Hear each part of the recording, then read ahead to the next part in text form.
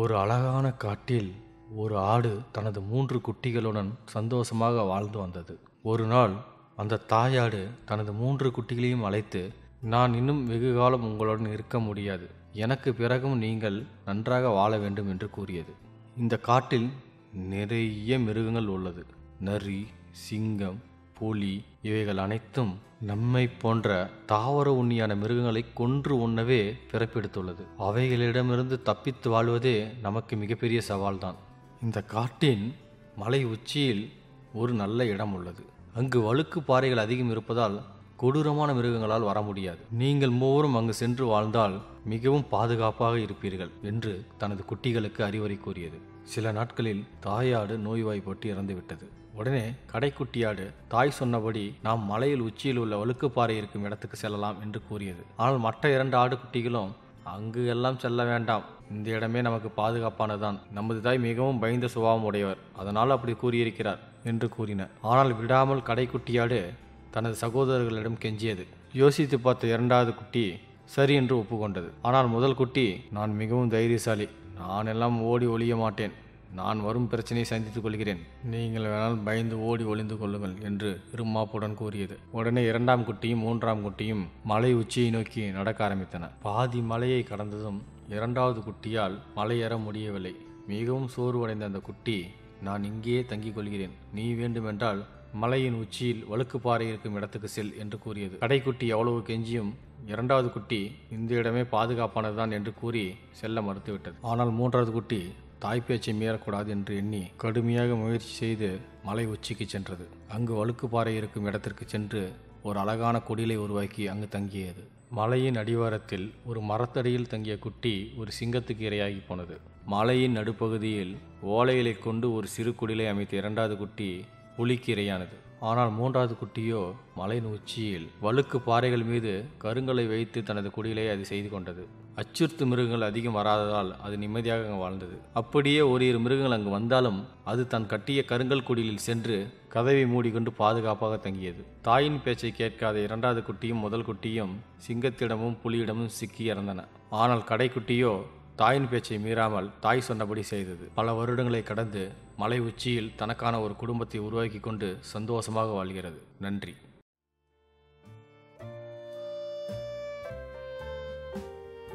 ஒரு காட்டில் பல குரங்குகள் வசித்து வந்தன. ஒரு நாள் இரவு குளிர் தாங்காமல் அவைகள் குளிர் காய்வதற்கு எங்கே போகலாம் என்று யோசித்து கொண்டிருந்தன. அப்போது தூரத்தில் மின்மினி பூச்சிகள் பறந்து கொண்டிருப்பதைக் கண்டு அதை தீ என்று நினைத்து அந்த இடத்தை நோக்கி செல்லலாம் என்று கூறின. குரங்குகள் பேசிக் கொண்டிருப்பதை கேட்டு மரத்தின் மேல் உட்கார்ந்திருந்த ஒரு கொக்கு, குரங்குகளே, அது தீ அல்ல, மின்மினி பூச்சி என்று கூறியது. இதை கேட்டதும் அந்த கூட்டத்தில் இருந்த ஒரு குரங்குக்கு மிகவும் கோபம் வந்துவிட்டது. உடனே அது மரத்தின் மேல் பாய்ந்து சென்று அந்த கொக்கை பிடித்து, நீயா எனக்கு அறிவு புகட்டுகிறவன் என்று கேட்டு அப்படியே ஒரு பாறையில் அடித்து கொன்று விட்டது. தீயவர்களுக்கு அறிவுரை சொல்வது நமக்கு தான் ஆபத்தை விளைவிக்கும் என்று இந்த கதை நமக்கு விவரிக்கின்றன. நன்றி.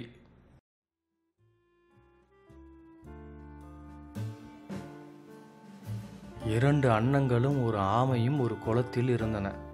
அன்னங்களும் ஆமையும் மிக நட்புடன் வாழ்ந்து வந்தன. இவ்வாறு இருந்து வரும்போது நெடும் நாள் மழை பெய்யாததால் அந்த குளத்து நீர் வற்றி போயிற்று. இதை கண்ட அன்னங்கள் இரண்டும் மற்றொரு குளத்துக்கு போக தீர்மானித்தன. அவை தங்கள் நண்பனான ஆமையை விட்டு போக மனமில்லாமல் அதை எவ்வாறு அழைத்து போவதென சிந்தனை செய்தன. கடைசியில் ஒரு முடிவுக்கு வந்தன.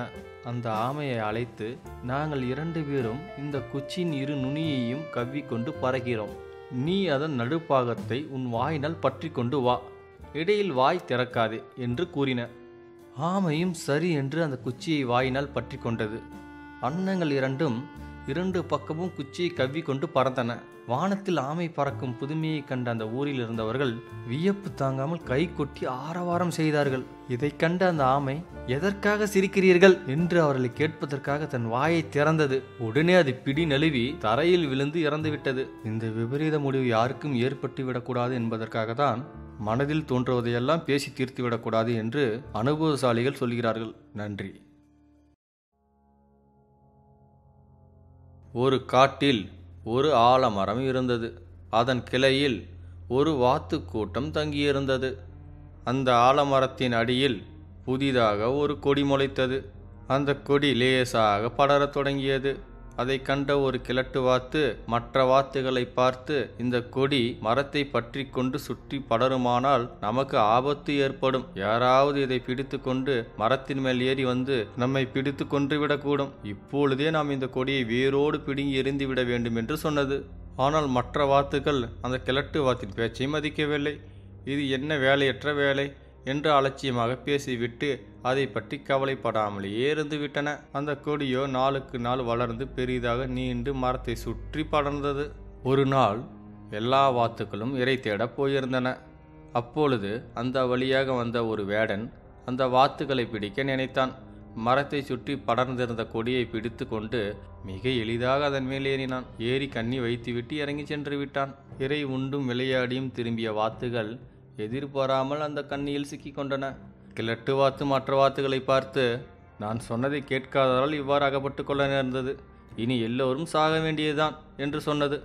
மற்ற வாத்துகள் எல்லாம் அந்த கிழட்டு வாத்தை நோக்கி, ஐயா பெரியவரே, ஆபத்துக்கு நீங்கள் தான் அடைக்கலம். இனி என்ன செய்ய வேண்டும் என்று நீங்கள் தான் சொல்ல வேண்டும். எப்படியாவது உயிர் தப்பினால் போதும் என்று கதறின. அறிவும் நல்லெண்ணமும் கொண்ட அந்த கிழட்டு வாத்துக்கு தன் இனத்தினர் அழிந்து போகக்கூடாது என்று தோன்றியது. அத்தோடு மற்ற வாத்துகளை பார்க்க இரக்கமாகவும் இருந்தது. சரி, நான் சொல்வதை கேளுங்கள். வேடன் வரும்போது எல்லாரும் செத்த பிண மாதிரி சாய்ந்து விடுங்கள். செத்த வாத்துகள் தானே என்று அவன் எச்சரிக்கையற்று இருக்கும்போது நாம் தப்பிவிடலாம் என்று வழி கூறியது. விடிகாலையில் வேடன் வந்தான். வேடன் தலையை சிறிது தொலைவில் கண்டதுமே எல்லா வாத்துக்களும் செத்தது போல் சாய்ந்து விட்டன. மரத்தின் மேல் ஏறி பார்த்த வேடன் உண்மையில் அவை இறந்து போய்விட்டன என்று எண்ணினான். உயிருள்ள வாத்துக்களாய் இருந்தால் அவன் அவை ஒவ்வொன்றின் கால்களையும் கயிற்றால் கட்டி போட்டிருப்பான். ஆனால் அவை செத்த வாத்துகள் தானே என்று கால்களை கட்டாமலே கண்ணியிலிருந்து எடுத்து தரையில் போட்டான். ஒவ்வொன்றும் மரத்தின் மேலே இருந்து தரையில் வீழ்ந்ததும் அவை வலியை பொறுத்து கொண்டு செத்த மாதிரியே கிடந்தன. எல்லா வாத்துகளையும் அவன் கண்ணியிலிருந்து எடுத்து கீழே போட்டு முடித்தவுடன் கீழே இறங்கினான். அவன் பாதி வழி இறங்கும் போதே கிழட்டு வாத்து குறிப்பு காட்டியது. உடனே எல்லா வாத்துகளும் படபடவென்று அடித்து கொண்டு பறந்து மரத்தின் மேல் ஏறிக்கொண்டன. வேடன் ஏமாற்றத்துடன் திரும்பிச் சென்றான். அனுபவமும் நல்லறிவும் நல்லெண்ணமும் உள்ள பெரியவர் சொல்லுக்கு கீழ்ப்படிந்து நடந்தால் எப்போதும் நன்மை உண்டு என்பதை இந்த கதை நமக்கு உணர்த்துகிறது. நன்றி. ஒரு குளத்தில் நிறைய மீன்கள் இருந்தன. அதில் 3 மீன்கள் நண்பர்களாக இருந்தன. அவற்றின் பெயர்கள் வருமுன் காப்பேன், வருங்கால் காப்பேன், வந்தபின் காப்பேன் என்பனவாகும். அவை 3ம் ஒரு கவலையும் இல்லாமல் பல நாட்கள் ஒன்றாக வாழ்ந்து வந்தன. ஒரு நாள் வலைஞர்கள் வந்து நாளை இந்த குளத்தில் மீன் பிடிக்க வேண்டும் என்று பேசிக்கொண்டார்கள். இதை கேட்டவுடன் வருமுன் காப்பேன் என்ற மீன் மற்ற மீன்களை பார்த்து, இப்பொழுதே நாம் மற்றொரு இடத்திற்கு போய்விட வேண்டும் என்று சொல்லியது. அதற்கு வருங்கால் காப்பேன் என்ற மீன், என்ன அவசரம், அந்த சமயத்திற்கு பார்த்து கொள்ளலாம், சமயத்திற்கு தகுந்தாற்போல் தந்திரம் செய்து தப்பித்துக் கொள்ளலாம் என்று கூறியது. வருமுன் காப்பேன் என்ற மீன் இந்த கருத்தை ஒப்புக்கொள்ளாமல் அப்பொழுதே அந்த குளத்தை விட்டு மற்றொரு குளத்திற்கு போய்விட்டது. வருங்கால் காப்பேன், வந்தபின் காப்பேன் மீன்கள் 2ம் அந்த குளத்திலேயே இருந்தன. பேசி சென்றபடி மறுநாள் வலைஞர்கள் மீன் பிடிக்க வந்தார்கள். எல்லா மீன்களையும் வலை வீசி பிடித்தார்கள். அப்போது வலையில் அகப்பட்டு கொண்ட வருங்கால் காப்பேன் செத்த மீன் போல் விரைத்து கிடந்தது. அதை கண்ட வலைஞன் கரையில் தூக்கி எறிந்தான். அது யாரும் காணாமல் தண்ணீருக்குள் புகுந்து மறைந்து கொண்டது. வந்தபின் காப்பேனும் மற்ற மீன்களும் வழி தெரியாமல் அகப்பட்டு கொண்டு வலைஞர்கள் கையில் சிக்கி மடிந்து போயின. எதையும் வரும் முன்பே நினைத்து பார்த்து முடிவு செய்பவன் உறுதியாக பிழைத்துக் கொள்வான். அவ்வப்போது சிந்தித்து வேலை செய்யும் அறிவுடையவனும் எப்படியாவது பிழைத்துக் கொள்வான். எதையும் எப்போதும் சிந்திக்காதவன் பிழைக்கவே மாட்டான் என்பதை இந்த கதை நமக்கு தீர்க்கமாக விளக்குகிறது. நன்றி.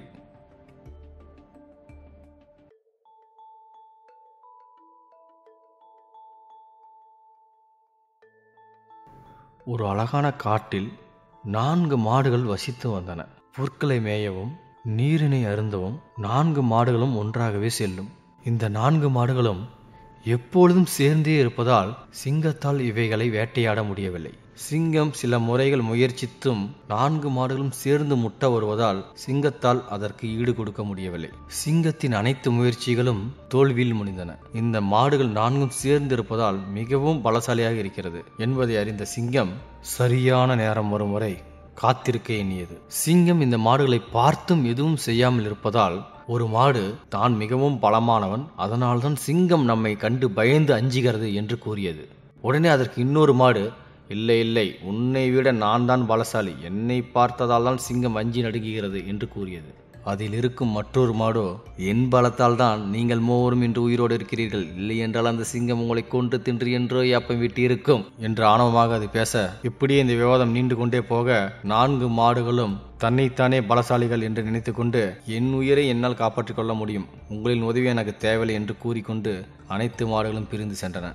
மாடுகள் தனியாக மேய்வதை அறிந்த சிங்கம், இதுதான் நமக்கான நேரம் என்று அறிந்து தனியாக இருக்கும் ஒவ்வொரு மாட்டையும் வேட்டையாடி ருசித்து தின்றது.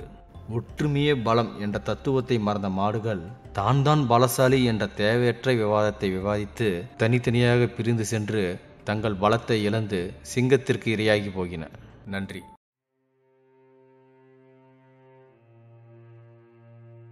நாள்தோறும் மீன்களை கொத்தி தின்று உடல் வளர்த்து வந்த கொக்கு ஒன்று இருந்தது.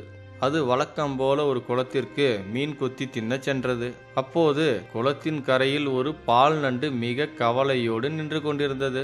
அந்த நண்டை பார்த்து, நீ ஏன் கவலையோடு இருக்கிறாய் என்று கொக்கு கேட்டது. என்ன சொல்வேன், கொலைக்காரர்களாகிய வலைக்காரர்கள் இந்த பக்கத்தில் உள்ள ஏரி குளம் எல்லாம் வலை வீசி ஒரு சின்னஞ்சிறு பொடி மீன் கூட விடாமல் பிடித்து கொண்டு போய்விட்டார்கள். நாளைக்கு இந்த குளத்திற்கும் வர வேண்டும் என்று பேசிக்கொண்டு போயிருக்கிறார்கள். நாளைக்கு வந்து பிடித்து கொண்டு போய் சந்தை கடைகளிலே வைத்து விற்று விடுவார்கள். இவர்கள் கைக்கு தப்புவது எப்படி என்றுதான் சிந்தித்து கொண்டிருக்கிறேன் என்று பால் நண்டு புலம்பியது. நண்டே, பால் நண்டே, தப்பிக்க நான் ஒரு வழி சிந்தித்திருக்கிறேன். அதன்படி செய்தால் எல்லா மீன்களுமே உயிர் தப்பிக்கலாம் என்று கொக்கு கூறியது.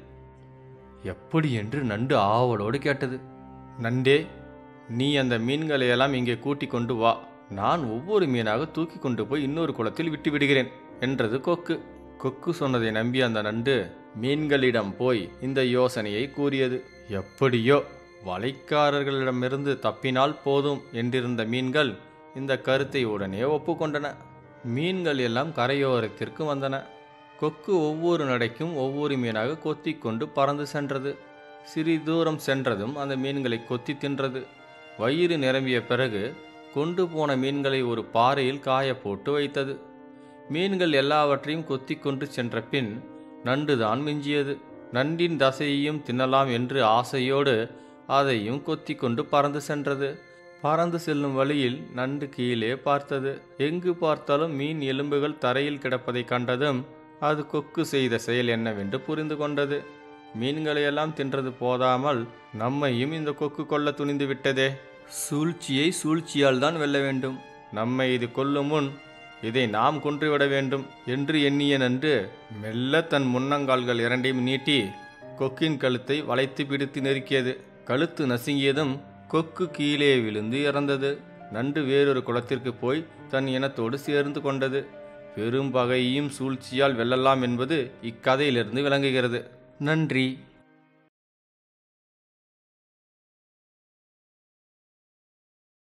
ஒரு காட்டில் சிங்கம் ஒன்று அரசராக இருந்தது. அதற்கு அமைச்சர்களாக ஒரு நரியும் ஒரு புலியும் ஒரு காகமும் இருந்தன. ஒரு நாள் ஒட்டகம் ஒன்று வழி தவறி அந்த காட்டுக்குள் வந்தது. அதை கண்ட காகம் சிங்கராஜாவிடம் அந்த ஒட்டகத்தை அழைத்து வந்தது. சிங்கமும் ஒட்டகத்திற்கு அடைக்கலம் கொடுத்தது. அதையும் தன் அமைச்சர்களில் ஒருவனாக இருக்கும்படி கூறியது. சிங்கத்தின் கரிசனத்தை கண்டு ஒட்டகம் மிகவும் மகிழ்ச்சி அடைந்தது. இவைகளெல்லாம் தன்னிலை மறந்து நண்பர்களாக சந்தோஷமாக வாழ்ந்து வந்தன. ஒரு நாள் வேட்டைக்கு சென்ற சிங்கராஜாவுக்கு எந்த உணவுமே கிடைக்கவில்லை. உடனே தன் அமைச்சர்களாகிய புலி, நரி, காகம், ஒட்டகம் ஆகியவற்றை அழைத்து என் பசியை தீர்க்க ஏதாவது இறை தேடி கொண்டு வாருங்கள் என்று கட்டளையிட்டது சிங்கராஜா. அவைகள் 4ம் காடெல்லாம் சுற்றித் திரிந்தன. எங்கும் இறை கிடைக்காமல் திரும்பி வந்தன. ஒட்டகத்திற்கு தெரியாமல் காகம் நரியையும் புலியும் மட்டும் ரகசியமாக அழைத்து கொண்டு சிங்கராஜாவிடம் வந்தது. மன்னா, காடு முழுவதும் தேடி பார்த்து விட்டோம், எங்கும் இறையே கிடைக்கவில்லை என்று காகம் கூறியது. அப்படியானால் என் பசிக்கு என்ன பதில் சொல்ல இருக்கிறீர்கள் என்று சிங்கராஜா கோபமாக கூறியது. உடனே காகம், மன்னா, ஒட்டகம் இருக்கிறதே என்று சொன்னதும், நம்மை நம்பி நம்முடன் இருப்பவர்களை கொன்று உண்ணுவதா? இது எல்லாம் மன்னிக்க முடியாத பாவம் என்று சிங்கராஜா கூறியது. அரசே, ஒரு குடியை காப்பாற்ற ஒருவனை கொல்லலாம், ஒரு நகரை காப்பாற்ற ஒரு குடியை கொல்லலாம், ஒரு நாட்டை காப்பாற்ற ஒரு நகரையே கொல்லலாம். இந்த நீதியை கொண்டுதான் பஞ்சபாண்டவர்கள் தங்கள் மகன் அரவானை போர்க்களத்தில் பலி கொடுத்து வெற்றியடைந்தார்கள் என்று காகம் சிங்கராஜாவிடம் நைசாக கூறியது. அடைக்கலம் வந்தவர்களை அழிப்பதா? இதில் துளியும் தர்மம் இல்லை என்று கூறி சிங்கராஜா மறுப்பு தெரிவித்தது. அரசே அடைக்கலமாக வந்ததை நீங்களாக கொள்ள வேண்டாம், அதன் ஒப்புதலின் பேரிலே அதை கொன்று பசி தீரலாமே என்று காகம் சிங்கத்தின் புத்தியை மழுப்பியது. சிங்கம் அதற்கு பதில் எதுவும் கூறவில்லை. சிங்கம் பேசாமல் இருப்பதே ஒப்புதலாக எண்ணியது காகம். உடனே அவ்விடத்தை விட்டு நரி, காகம், புலி மூன்றும் சென்றன. ஒட்டகம் வந்தவுடன் நான்குமாக மீண்டும் சிங்க மன்னனிடம் வந்தன. அரசே, இந்த காடு முழுவதும் தேடி பார்த்து விட்டோம், இரைகளே அகப்படவில்லை. வேண்டுமென்றால் என்னை கொன்று உண்ணுங்கள் என்று காகம் கூறியது. உன்னுடல் எனக்கு ஒரு உணவா என்று சிங்கம் நகையாடியது. உடனே நரி, சிங்கராஜா, என்னை கொன்று உண்ணுங்கள் என்று கூறியது. உன்னை தின்றாலும் என் பசி அடங்காதே என்று சிங்கராஜா கூறினார். புலி முன் வந்து, அரசே, என்னை சாப்பிடுங்கள் என்று கூறியது. நீயும் என் பசிக்கு போதுமானவன் அல்ல என்று மீண்டும் சிங்கம் மறுத்து கூறியது. அங்கு நடப்பதையெல்லாம் கூர்ந்து கவனித்துக் கொண்டிருந்த ஒட்டகம் நம்மை கொல்லத்தான் சூழ்ச்சி நடக்கிறது என்று தெரிந்து கொண்டது. ஆயினும் வேறு வழி இல்லாமல், அரசே, நான் மிகுந்த தசை உடையவன், என்னை கொன்று தின்னுங்கள் என்று கூறியது. அது சொல்லி முடிப்பதற்கு முன்னால் சிங்கம் என்ன சொல்கிறது என்பதை எதிர்பார்க்காமல் புலி உடனே ஒட்டகத்தின் மீது பாய்ந்தது. சிங்கமும் அடுத்த நொடியே ஒட்டகத்தின் மீது பாய்ந்து அதன் கழுத்தை கட்டித்து ரத்தத்தை உறிஞ்சி குடித்தது. புலி ஒட்டகத்தின் மூளையை சுவைத்து தின்றது. நரி ஒட்டகத்தின் ஈரலை கடித்து கொதறி தின்றது. காகம் ஒட்டகத்தின் தசையை கொத்தி தின்று வயிறு பெருத்தது. கொடியவர்களுடன் கூடியவர்கள் மடிவது உறுதி என்பதை இந்த கதை நமக்கு எடுத்து காட்டுகிறது. கூடா நட்பு கேடாய் முடியும். இந்த பழமொழிக்கு உதாரணமாக விளங்குகிறது இந்த கதை. நன்றி. ஒரு நரி பசியினால் இரை தேடி திரிந்து கொண்டிருந்தது. அப்போது ஒரு பெரும் சத்தம் கேட்டது. அதை கேட்டு நரி நெஞ்சம் நுணுக்குற்றது. தன்னை போல இரை தேடிக்கொண்டு ஏதேனும் ஒரு பெரிய மிருகம் ஒன்று புறப்பட்டிருக்கிறதோ என்று அது பயந்தது. தன் பசி தீரும் முன் தான் பிரிதொரு மிருகத்தின் பசிக்கு விருந்தாகிவிடக் கூடுமோ என்று கலங்கியது. இருந்தாலும் அது என்னவென்று தெரிந்து கொள்ள வேண்டும் என்று மனதை திடம்படுத்தி கொண்டது. மெல்ல மெல்ல அது காட்டை சுற்றி கொண்டு ஒளி வந்த திசை நோக்கி சென்று ஒரு போர்க்களத்தை அது அடைந்தது. அங்கு யாரும் இல்லை. ஆனால் அங்கிருந்துதான் ஒளி வந்தது. நரி மெல்ல மெல்ல நெருங்கி சென்று பார்த்தது. ஒரு மரத்தடியில் பழைய போர் முரசு ஒன்று கிடந்தது. அதற்கு நேரே மேலே இருந்த மரக்கிளை காற்றில் மேலும் கீழுமாக அசைந்த போது ஒரு முரசை தாக்கியது. அது தாக்கும் போதெல்லாம் பெரும் சத்தம் கேட்டது. இது நேரில் கண்ட பிறகு அந்த நரி, அட, வெறும் தோல் முரசுதானா, இதற்கா நான் இவ்வளவு பயப்பட்டேன் என்று சொல்லிக்கொண்டே போய்விட்டது. ஒரு புரியாத சத்தமே நமக்கு பயத்தை ஏற்படுத்தி நம் உயிரை எடுத்துவிடும். எனவே அந்த சத்தம் எங்கிருந்து வந்தது, எப்படி உருவாகிறது என்று ஆராய்ந்து தெரிந்து கொள்வதே மிகவும் நன்று. நன்றி. ஒரு அரசனுடைய படுக்கையில் சீலை பெண் ஒன்று வாழ்ந்து வந்தது. அரசனும் அரசியும் உறங்கும் நேரம் பார்த்து அது அவர்கள் உடலை கடித்து இரத்தத்தை உறிஞ்சி வாழ்ந்து வந்தது. ஒரு நாள் கொல்லிவாய் பிசாசு வந்தது போல் ஒரு சிறு மூட்டை பூச்சி அங்கு வந்து சேர்ந்தது. அது சீலைப்பேனை பார்த்து, நான் உன் நண்பனாக இருக்க விரும்புகிறேன் என்று கூறியது. இல்லை இல்லை, வேண்டாம். முள் போன்ற உன் பற்களால் அரசன் தூங்குவதற்கு முன்னாலேயே நீ கடித்து விடுவாய். உன்னால் என் வாழ்வுக்கு முடிவு வந்துவிடும் என்று சீலைப்பெண் மறுத்து கூறியது. நான் அப்படி துடுக்குத்தனமாக நடந்து கொள்ள மாட்டேன், நீ சொன்னபடி கேட்டுக்கொண்டிருப்பேன் என்று கெஞ்சியது மூட்டை பூச்சி. சரி, அப்படியானால் இங்கேயே இரு, எப்பொழுதும் வெடுக்கென்று கடிக்காதே. அரசனும் அரசியும் உறங்குகின்ற நேரம் பார்த்து மெதுவாக கடித்து ரத்தம் குடித்து உன் பசியை போக்கிக்கொள் என்று கூறி அந்த மூட்டை பூச்சிக்கு சீலைப்பெண் இடம் கொடுத்தது. கெஞ்சி இடம் பிடித்த அந்த மூட்டை பூச்சி அன்று இரவே அரசனும் அரசியும் படுக்கைக்கு வந்து விழித்து கொண்டிருக்கும் போதே அரசனை வெடுக்கென்று கடித்து விட்டது. ஏதோ என்னை கடித்து விட்டது என்று அரசன் கூறியதும் வேலைக்காரர்கள் விளக்குடன் ஓடி வந்தார்கள். அரசனை கடித்த மூட்டை பூச்சி வேலைக்காரர்கள் வருவதற்குள் எங்கோ ஒரு மூலையில் போய் ஒளிந்து கொண்டு விட்டது. நடந்தது அறியாத சீலைப்பெண் அவர்கள் கண்ணில் தட்டுப்பட்டது. உடனே அவர்கள், நீதானே இந்த பொல்லாத வினையை செய்தாய் என்று சொல்லிக்கொண்டே சீலைப்பெண்ணை நசுக்கி கொண்டு விட்டார்கள். வகை தெரியாமல் நட்பு கொண்ட அந்த சீலைப்பெண் பாவம் இறந்து ஒளிந்தது. ஒருவனுடைய தன்மையை உணராமல் அவனுடன் நட்பு கொள்ளக்கூடாது. அவர்களாலே நாம் அழிந்து போவோம் என்பதை இந்த கதை நமக்கு உணர்த்துகிறது. நன்றி. ஒரு வனத்தில் கொக்கு ஒன்று இருந்தது. அது இடுகிற முட்டைகளை எல்லாம் ஒரு நாகப்பாம்பு தெரியாமல் வந்து தின்று கொண்டிருந்தது. என்ன செய்வதென்று தெரியாத கொக்கு தனக்கு தெரிந்த நன்று ஒன்றிடம் போய் என்ன செய்யலாம் என்று கேட்டது. அது ஒரு அருமையான வழி சொல்லி கொடுத்தது. கீரி வலையிலிருந்து பாம்பு பொந்து வரை வரிசையாக மீன்களை போட்டு வைக்க சொல்லியது. கொக்கு அவ்வாறே மீன்களை பிடித்து கொண்டு போய் போட்டது. கீரிப்பிள்ளை ஒவ்வொரு மீனாக தின்று கொண்டே பாம்பின் பொந்திற்கு வந்து சேர்ந்தது. அங்கிருந்து பாம்போடு சண்டை போட்டு அதை கடித்து கொன்றுவிட்டது. திருட்டு பிழைப்பு மிகவும் ஆபத்தானது என்று இந்த கதை நமக்கு உணர்த்துகிறது. நன்றி.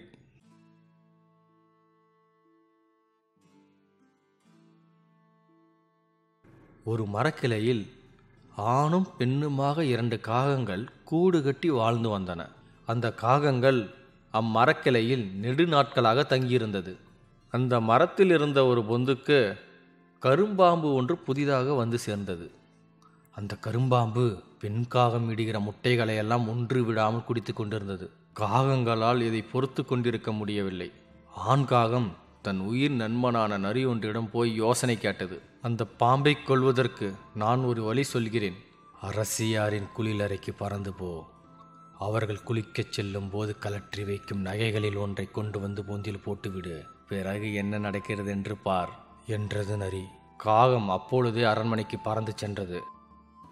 அரசி அப்போதுதான் நகைகளை கழற்றி வைத்துவிட்டு குளிக்க தொடங்கினார். காகம் போய் ஒரு நகையை கவ்வி கொண்டு பறந்தது. அரசி கூவினார். உடனே வேலையாட்கள் ஓடி வந்தார்கள். அரசி நடந்ததை கூறியதும் வேலையாட்கள் காகத்தை பின்தொடர்ந்து ஓடி சென்றனர். காகம் பறந்து வந்து பாம்பு இருந்த பொந்துக்குள் நகையை போட்டுவிட்டு வேகமாக பறந்து சென்றது. பின்தொடர்ந்து வந்த வேலைக்காரர்கள் இதை கண்டார்கள். உடனே வேகமாக ஓடி வந்து அந்த மரபொந்தை பிளந்தார்கள். உள்ளே இருந்து பாம்பு சீறி கொண்டு வெளியே வந்தது. அரண்மனை ஆட்கள் ஒருவன் தன் வாளால் அதை 2 துண்டுகளாக வெட்டி போட்டான். பிறகு வேலைக்காரர்கள் பொந்துக்குள் கிடந்த நகையை எடுத்து கொண்டு போய் அரசியிடம் கொடுத்தார்கள். அதன் பிறகு காகங்கள் எவ்விதமான கவலையும் இல்லாமல் முட்டையிட்டு குஞ்சு பொரித்து மேலும் பல நாட்கள் இன்பமாக வாழ்ந்து வந்தன. சூழ்ச்சியினால் எதையும் எளிதாக முடிக்கலாம் என்பதற்கு இந்த கதை ஒரு எடுத்துக்காட்டாகும். நன்றி. பழையூர் ஒன்றில் ஒரு கோயில் இருந்தது. கோயில் திருப்பணிக்காக மரங்களை அறுத்து கொண்டு வந்து போட்டிருந்தார்கள். அந்த மரங்களில் ஒன்றை 2ஆக அறுத்து கொண்டிருந்தார் தச்சர். பாதி அறுத்த பிறகு அறுத்த பிளவிலே ஆப்பை வைத்துவிட்டு மீதியை அறுக்காமல் உணவு அருந்த சென்று விட்டார். கோயிலை அடுத்திருந்த மாதுளை மரச்சோலையில் பல குரங்குகள் வாழ்ந்திருந்தன. அந்த குரங்குகளில் சில தாவி விளையாடி கொண்டே மரம் அறுத்து கிடக்கும் இடத்திற்கு வந்து சேர்ந்தன. அவற்றில் ஒரு குரங்கு பாதி பிளந்து கிடந்த மரத்தின் மேல் வந்து உட்கார்ந்தது. அது சும்மா இருக்காமல் அந்த மரப்பிளவில் வைத்திருந்த ஆப்பை அசைத்து அசைத்து பிடுங்கியது. ஆப்பை பிடுங்கியவுடன் பிளந்திருந்த மரத்தின் 2 பகுதிகளும் நெருங்கின. அவற்றிற்கிடையிலே மாட்டிக்கொண்ட குரங்கு உடல் நசுங்கி கத்தியது. பாவம். ஆகையால் தனக்கு தொடர்பில்லாத ஒரு காரியத்தில் என்றும் நாம் தலையிடக்கூடாது என்பதை இந்த கதை நமக்கு உணர்த்துகிறது. நன்றி. நிலாவில் ஒரு பாட்டி பிஸ்கெட் செஞ்சு வியாபாரம் பண்ணிட்டு இருந்தாங்க. அவங்க பேட்லக் பாவம், சரியாகவே போனியாகலை.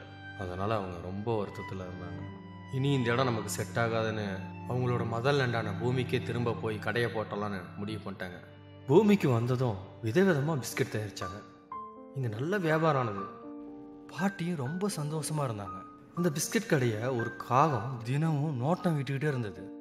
ஒரு நாள் பாட்டி அஜாக்கிரதையாக இருந்த சமயத்தில் சட்டுன்னு பறந்து வந்த காகம் ஒரு பிஸ்கெட்டை தலைகளை கொத்தி எடுத்துக்கிட்டு வேகமாக பறந்து போயிடுச்சு. அந்த காகம் கிராமத்தை விட்டு ரொம்ப தூரமாக பறந்து போனது. ஏரி, குளம், ஆறு இதெல்லாம் கடந்து ஒரு அடர்ந்த காட்டுக்குள்ளே அது நுழைஞ்சது. ஒரு மரத்தில் போய் உக்காந்தது.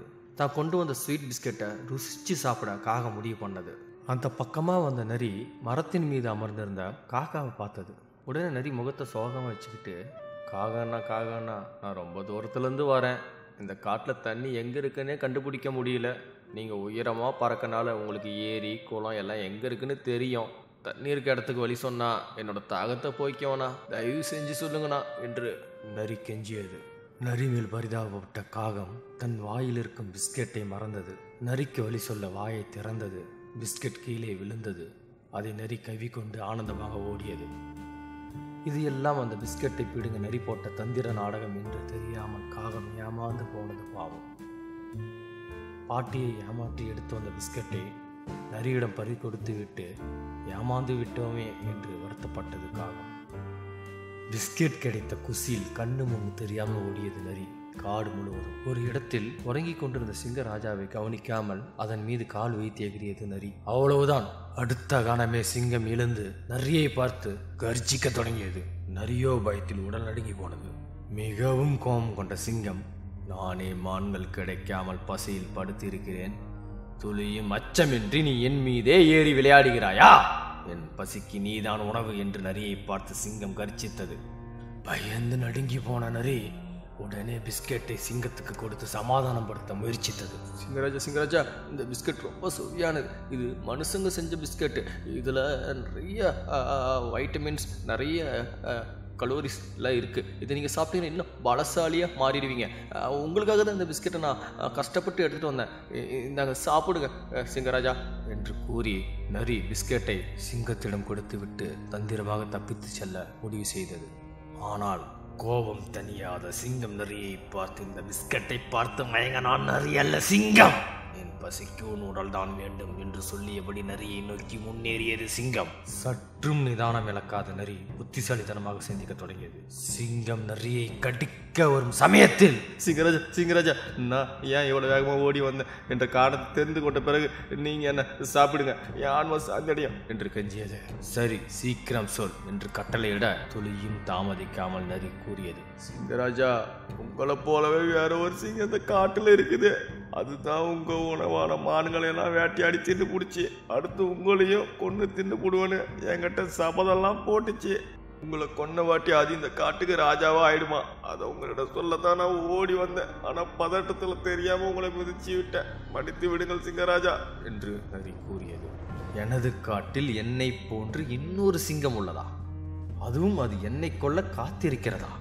இதை என்னால் நம்ப முடியவில்லையே என்று சிங்கம் சந்தேகமாக கேட்க, உடனே சிங்கத்தை யோசிக்க விடாமல் தடுத்த நரி சிங்கத்தை பார்த்து, சிங்கராஜாவே, சந்தேகம் இருந்தா வாங்க, நானே உங்களை கூட்டிட்டு போய் அந்த வெறி பிடிச்ச சிங்கத்தை காட்டுறேன் என்று கூறியது. உடனே சிங்கராஜா, அந்த சிங்கத்தை காட்டு, அதை கொன்று என் வயிற்றுக்கு இரையாக்கிக் கொள்கிறேன் என்று கர்ஜித்தது. நரி சிங்கத்தை அழைத்து கொண்டு நடந்தது. காட்டின் எல்லை பகுதியில் மனிதர்கள் வெட்டி வைத்திருக்கும் கிணற்று பகுதிக்கு சிங்கத்தை கூட்டிச் சென்றது. அந்த கிணறு அருகே சென்றதும், சிங்கராஜா, இந்த கிணற்றுக்குள் தான் அந்த வெறி பிடித்த சிங்கம் பதுங்கி உள்ளது என்று சொல்ல, உடனே ஆக்ரோசமான சிங்கம் கிணற்று மேல் தாவி கிணற்றுக்குள் எட்டி பார்த்தது.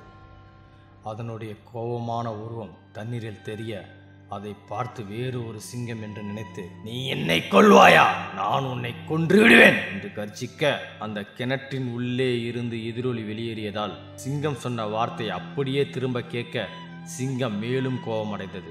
நீ என்னை கொல்வாயா என்று சொல்லியபடி கிணற்றில் குதித்து விடுகிறது.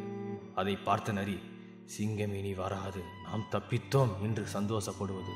கிணற்றில் விழுந்த சிங்கத்துக்கு புத்தி வேலை செய்ய தொடங்கியது. நாம் பார்த்தது வெறும் நிழல்தான். கிணற்றில் உண்மையான சிங்கம் என்று ஒன்று இல்லை. நம் கோபம் நம் புத்தியை மறைத்து விட்டது.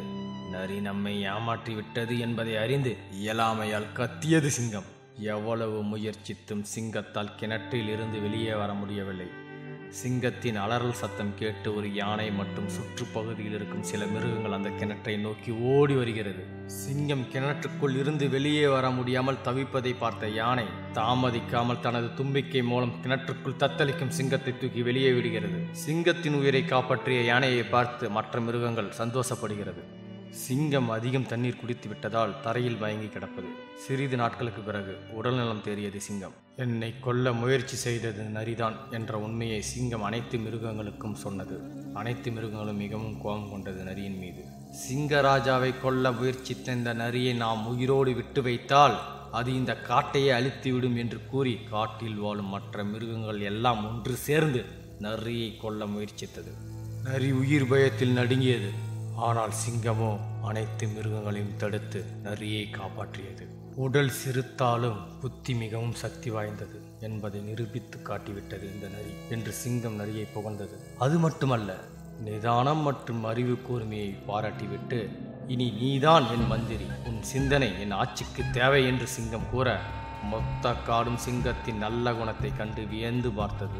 நரி சிங்கத்திடம் மன்னிப்பு கேட்க சிங்கமும் நரியை மன்னித்து அதன் அரியணையில் நரிக்கு ஒரு இடமும் கொடுத்தது. திறமைசாலிகள் மீது பொறாமை கொள்வது மிக தவறு. அவர்களை தட்டி கொடுத்து அருகில் வைத்துக் கொள்வதுதான் நமக்கும் நம் நாட்டுக்கும் பாதுகாப்பானது என்று சிங்கம் சொல்ல அனைத்து மிருகங்களும் நரியை மந்திரியாக ஏற்றுக்கொண்டது. உடல் பெருத்தவன் எல்லாம் பலசாலி அல்ல. தக்க சமயத்தில் எளியவர்களை காக்க தங்கள் பலத்தை பயன்படுத்துபவர்கள் மட்டுமே உண்மையான பலசாலிகள் மற்றும் இந்த நாட்டின் தளபதிகளும் கூட.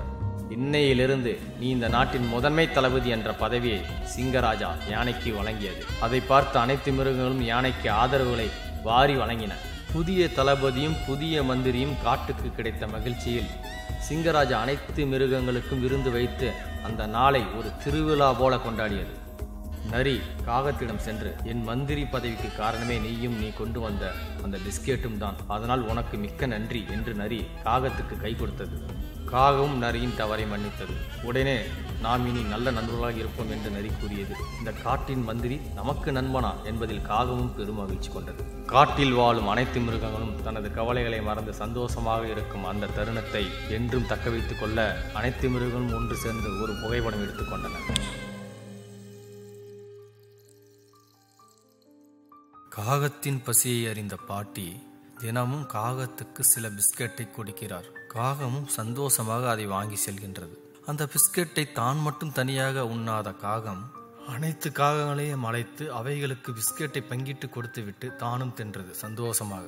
நன்றி.